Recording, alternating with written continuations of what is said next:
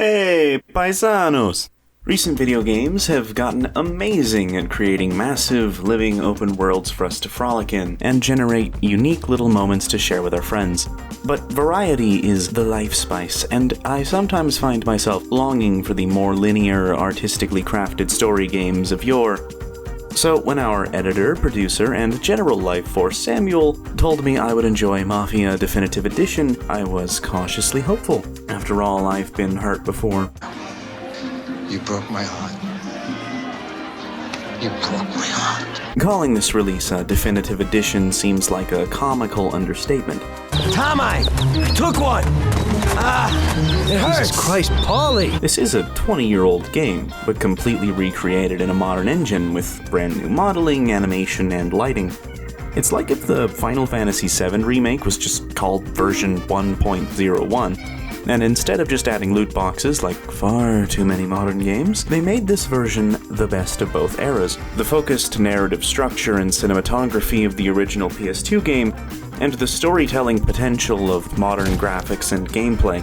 I could go on forever, but for now, I'd like to take a look at a couple of the cutscenes and break down the subtle things they do to offer us some storytelling we can't refuse. Right off the bat, we get a wide shot of the diner that acts as the narrative framing device for the game, and the lighting sets the tone in a way that couldn't have been done in real time just a few short years ago. You'll notice overlapping shadows from several different light sources. Until relatively recently, video game shadows could only be cast by one source at a time, or had to be created in advance and unable to move. You could imagine it's hard to look cinematic with restrictions like that. And just to show off, moments later, we see the door swing open and cast a new light of its own, obliterating some shadows, diminishing others, and casting a mysterious new silhouette entering the room. This is the type of thing that might not jump out at you, but it makes the scene come to life in a way that you just can't push your finger on. Another subtle innovation is volumetric lighting. This is when light passes through smoke, dust, or any sort of thick air to create a visible, three-dimensional volume of light.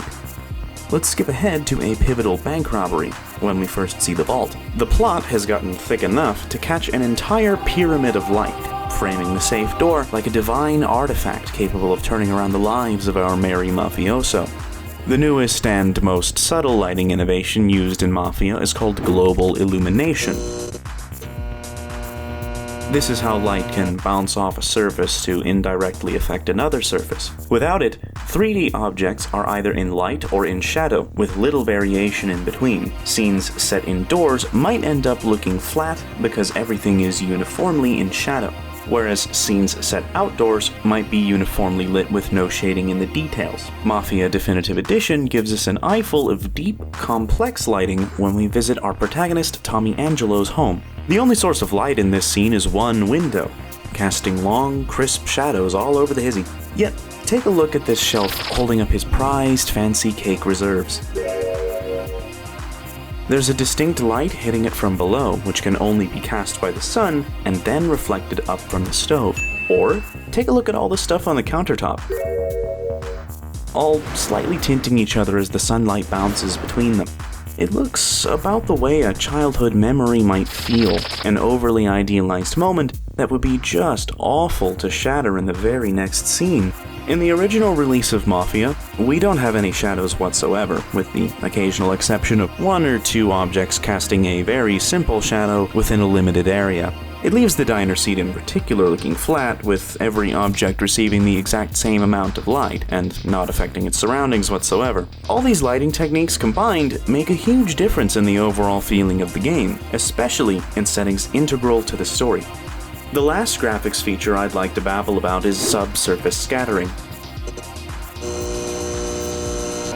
This is most noticeable in virtual skin, but it refers to the way light hits semi-translucent materials and scatters beneath the surface. The result is more gradual shading, with softer edges on the shadows and highlights, and light passing directly through the thinner edges of skin if someone is backlit. Again, this is very subtle, but it goes a long way towards making you feel like you're truly looking at a physical person with skin, emotions, ulterior motives, and viscera. Those pins go all the way up. and when it's not present, you're bound to feel like something is wrong. Now let's get to the big one, motion capture.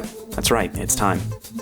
I'd never done mocap, I'd never done a video game before, so yeah, it was a pretty awesome experience. When the original game came out, motion capture technology was an up-and-coming bit of tech reserved for the biggest budget games and movies, and wouldn't become the norm for many years to come. Even today, it's often easier for indie studios to do all their animation by hand, but it's possible to record simple motion on a budget with a repurposed Microsoft Kinect or some experimental AI that can guess 3D motion data from 2D videos.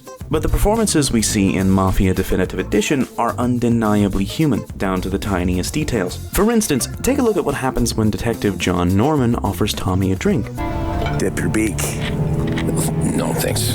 But his eyes linger on it for a moment, and he slightly fidgets his lips. You'll be unsurprised to hear that later on, we find out Tommy's wife asked him to give up alcohol, and this is a challenge for him after years of Prohibition-era bootlegging, but he commits to it for the sake of his family. Pure, distilled visual storytelling. Or take a look at Tommy's face during this exchange. Tough break. Case must be getting pretty cold by now. I don't even know what to say about these tiny mannerisms, but it feels straight out of any Mafia movie. It's like they captured someone literally named Buongiorno. The original version of this scene, I think is fair to say, is a bit less subtle in several ways. Got any kids, Detective? I've got a wife and daughter. I don't want them to have any problems because of me. Yeah, well, I ain't just gonna hand out protection to any wop crook. You should have thought about them kids before, 'cause I... Sure. Now, on to cinematography. The way the Mafia team uses framing in this game is on point and absolutely must be discussed. We gotta find Sam and get out of here.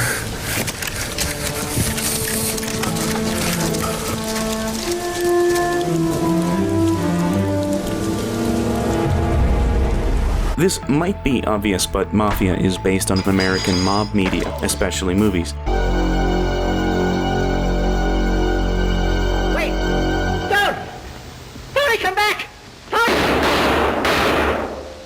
Most movies should introduce a new location with a wide, establishing shot.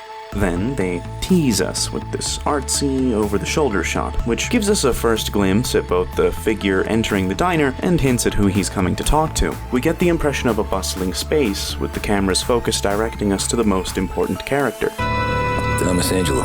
Side note, video game tech can't seemingly figure out depth of field, as the shoulder in the foreground also blurs a lot of the waitresses behind quarters if you happen to be looking. We'll get there one day, and I appreciate games continuing to try, because depth of field still adds so much to scenes like this. Anyway, we switch to what feels like a handheld camera, locked on Detective Norman as he pulls us into the scene, as if we're walking in right there with him. It's here we get our first real glimpse of Tommy, as he makes eye contact and puts down his cigarette in preparation for what's sure to be a tense conversation. The rest of the scene unfolds in medium and close-up shots, perfectly corresponding to the focus of the conversation, either whoever's talking, important reactions, or the 3-year-old newspaper Tommy happened to bring just for dramatic effect. The camera is a seamless part of the conversation, matching every beat and the energy of the scene, driving the scene forward without being distracting, exactly as it should. And no one else to watch your back, I'm guessing. Wouldn't be here otherwise. Pity that. Pa always said a man needs friends if he's going to survive in this world. Yeah. Well, in my world, it's the other way around. Now that cutscenes can be played in real time at this kind of quality, a lot of games just leave the player in first person to feel the scene happening around them, and it can be a truly immersive feeling. But after a certain point, what you're left with is a static camera angle that isn't telling you much, and might even miss important details depending on what the player chooses to look at. I would like to think there's still a time and place for dynamic cameras placed by an artist, especially in games tied to a rich genre of cinema. There's nowhere you can hide, Spartan. So there you have it. Hopefully you've learned a bit more about video game graphics than you ever wanted to. And if you still have a hard time spotting the difference, now you know some settings you can turn off if you want to make a game run more smoothly on your computer. But I think you'll agree, the tasteful visual improvements to Mafia Definitive Edition definitely adds some gravitas to a classic story. And if you're more interested in the brilliant writing behind all these realistic skin textures, subscribe and stay tuned for our next video. Welcome to the family.